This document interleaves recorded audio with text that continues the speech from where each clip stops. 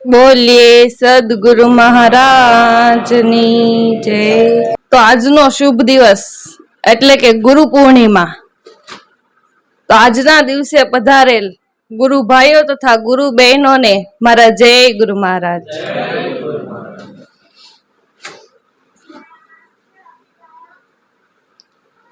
તો આજે મારી એવી ઈચ્છા છે કે આજે આપણે ભજન કરવાથી મનની અંદર કેવી સ્થિતિ પ્રગટ થાય એના વિશે આપણે વાત કરવી। અને બીજી, ભજન કરવાથી આપણામાં શું બદલાવ આવે એને વિશે આપણે વાત કરવી।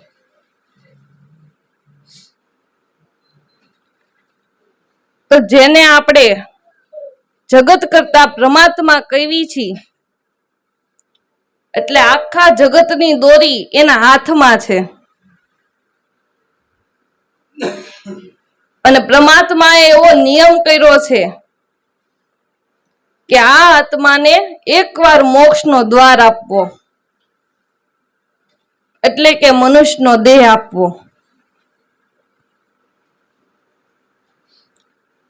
અને મનુષ્યનો દેહ ધારણ કર્યા પછી જો આત્મા ભક્તિ ન કરે કે સદગુરુ ધારણ ન કરે તો એને માટે 184 દરવાજા ખુલ્લા જ છે।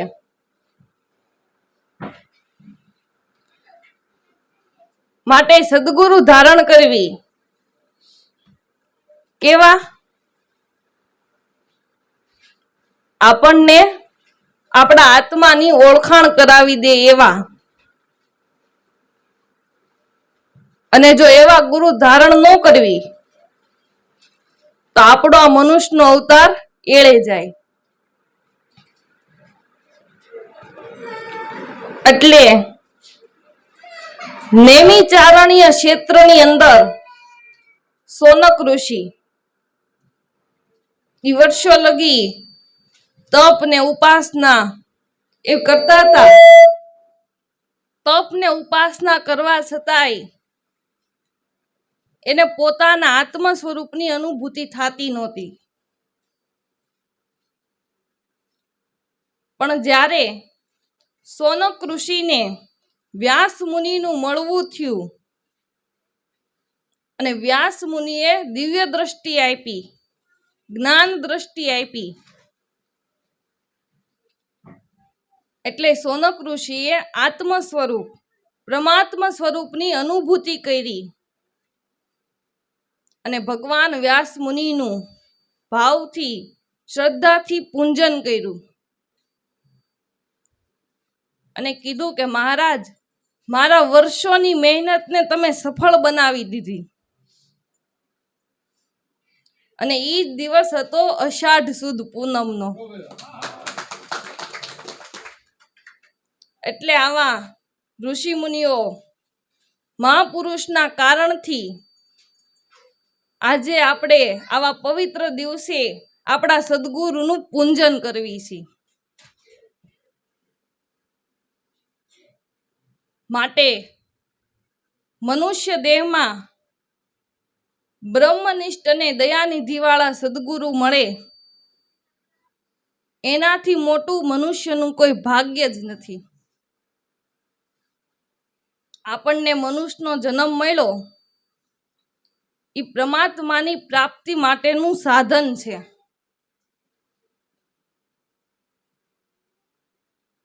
પણ બંધ દરવાજાની અંદર ગમે એટલો માલ પડ્યો હોય તોય તમે એનો ઉપયોગ ન કરી શકો। અજ્ઞાનને લઈને આપણને મનુષ્યનો અવતાર મળ્યો એ ઈશ્વર પ્રાપ્તિ માટેનું ભાગ્ય છે। પણ ભાગ્યના દરવાજા બંધ છે અને એ જ દરવાજાને ખોલી દેનાર જગતની અંદર જો કોઈ હોય તો એ સદગુરુ છે। તો આપણને મનુષ્યનો દેહ મળ્યો પણ સંત સમાગમ વિના માણા પશુવત જેવું જીવન જીવી જાય। પશુવત નહીં, પશુ કરતાય હલકો ઠરે.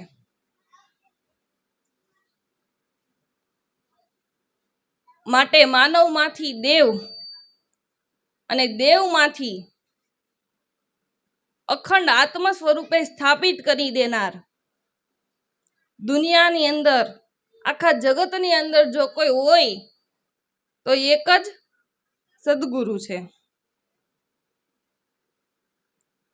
સદગુરુ એને કહીએ જેને ઓળખાયું આપણને આત્મરૂપ. આત્મ સ્વરૂપ એટલે આપણું પોતાનું સ્વરૂપ, પોતાના નિજ સ્વરૂપ, આત્મ સ્વરૂપની ઓળખાણ કરાવનાર સદગુરુ છે.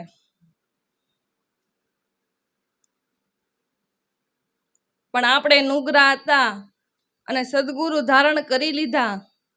હવે આપણે નુગરા નો કહેવાવી એટલા પૂરતી વાત નથી. સદગુરુ પોતાના નિજ સ્વરૂપની ઓળખાણ કરી અને જન્મ મરણના જંજાળમાંથી મુક્તિ મેળવવા માટે કરવાના છે. અને આત્મ સ્વરૂપની ભાન કરાવે એવા સદગુરુ મળવાને ઈ તે એક મોટા ભાગનો ઉદય છે. એક મોટા ભાગનો ઈ ઉદય છે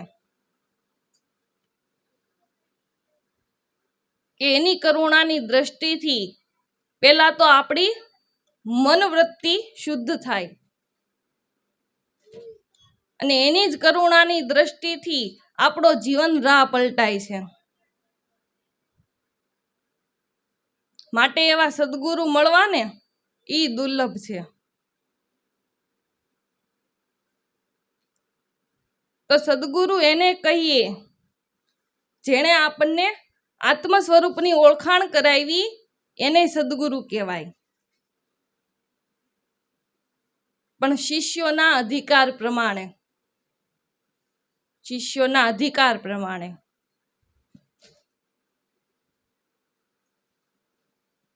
બહુ ધનવાન હોય એને જ શ્રીમંત કહેવાય ને, કે ગરીબ ને કહેવાય? બહુ ધનવાન હોય એને જ શ્રીમંત કહેવાય. એમ જે આપણે આત્મ સ્વરૂપની ભાન કરાવે ઈ જ મહાન સદગુરુ કહેવાય. માટે આવા ગુરુએ વેશ ન કાઢ્યો, ભેખ ન ધર્યો, પણ મન સદા જેણે માર્યું. ભલે એને વેશ ન કાઢ્યો, ભેખ ન ધર્યો, પણ મન સદા જેણે માર્યું. આવા સદગુરુ કોઈ પ્રકારનો આડંબર કરતા નથી. સાદી ભાષામાં સરળ જીવન જીવી જાય છે અને બધાય માનવ સમાજની સાથે હળી મળીને રહે. બધાય માનવ સમાજની સાથે હળી મળીને રહે.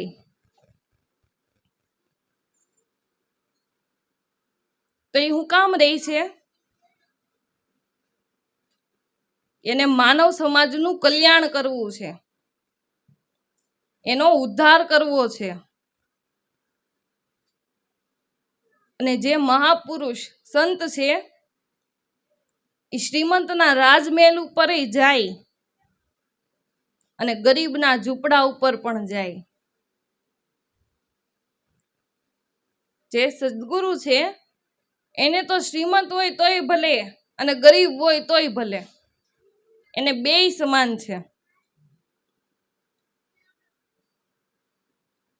માટે જે માનવ સમાજની સાથે હળી મળીને રહે છે, કોઈ આડંબર કર્યા વિના, કોઈ પ્રપંચ કર્યા વિના, જે સરળ જીવન જીવી જાય અને ઘરે ઘરે ફરી, ગામડે ગામડે ફરી લોકોને સત્યનો ઉપદેશ આપે, આ પણ સાધુ સંતોનો એક બહુ મોટો ઉપકાર છે. સાધુ સંતોનો આ બહુ મોટો ઉપકાર છે. માટે જીવનની અંદર મહાકમાઈધારી જે સાધુ સંતો છે એને ઓળખવાને માટે આપણે પારખ દ્રષ્ટિ કેળવવી પડે. પારખ દ્રષ્ટિ વિના સાચા સંતોને ઓળખી ન શકાય. અને જેની પાસે પારખ દ્રષ્ટિ છે એ મહાપુરુષ છે.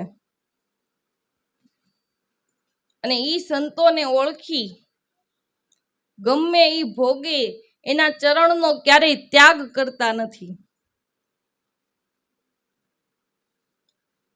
અને શિષ્ય પોતાના સદગુરુની સેવા કરીને જ આ મનુષ્ય અવતારને સફળ બનાવે છે.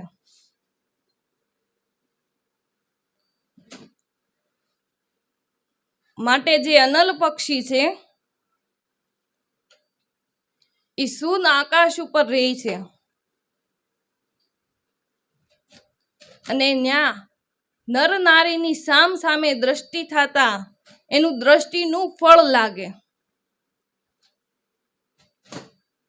અને ઈ જ્યારે ઈંડું મૂકે અને ઈ ઈંડું નીચે આવતા આવતા સેવાઈ જાય.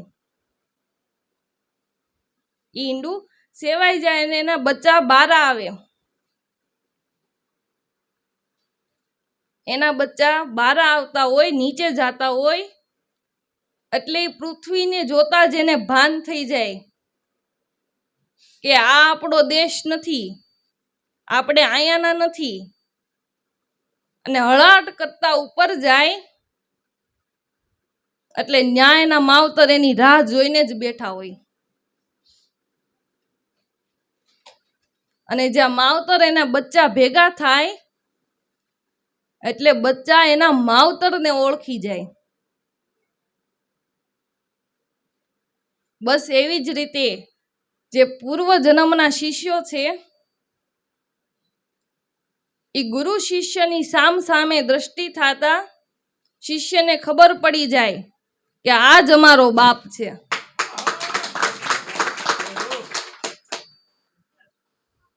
હામ હામી દ્રષ્ટિ થતા એને ખબર પડી જાય કે આ જ અમારો બાપ છે.